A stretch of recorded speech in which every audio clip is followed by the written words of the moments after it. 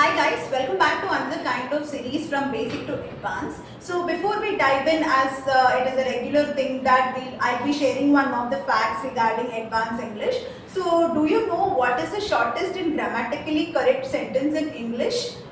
Comment down, and at the end of the video I'll be telling this fact and the answer for this fact. So before we dive in, there are 4 sentences in the basic English. So we'll be seeing how it will be done or be portrayed in the advanced English. So let's see. So the first sentence here is let's start. So let's see how it goes in advanced. Let's get going. So if you see in advanced English, get going doesn't have any literal meaning, but in advanced English it is a very common practice that we can use even the idioms what we have shared in the previous series.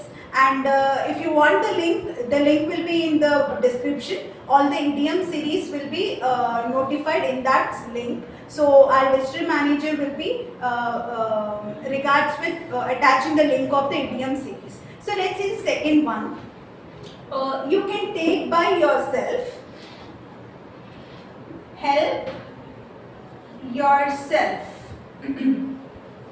So you can ask me, ma'am, take doesn't have any literal meaning to help now, ma'am. So taking help is something that we can have it in the regular English. So you can take yourself or help yourself can have the same meaning in the corporate world. So have a concentration level on a higher level, and please try to concentrate over this basic to advanced level of English. So moving forward to the third sentence. It is not finished.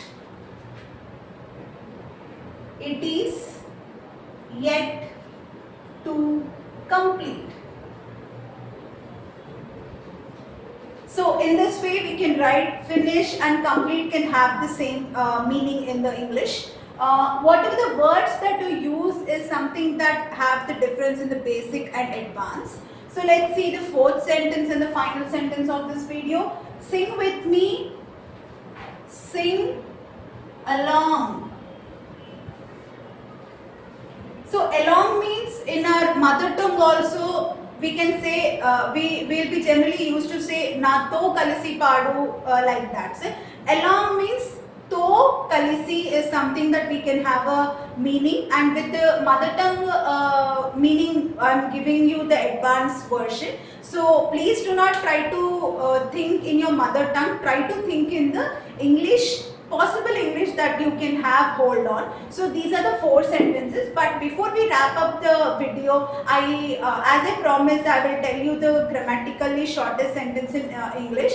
It is go. Okay, with it go in the comment section, comment your favorite sentence and give me the best basic sentences, and go and subscribe to this channel possibly. I'll see you next week. Bye bye and take care.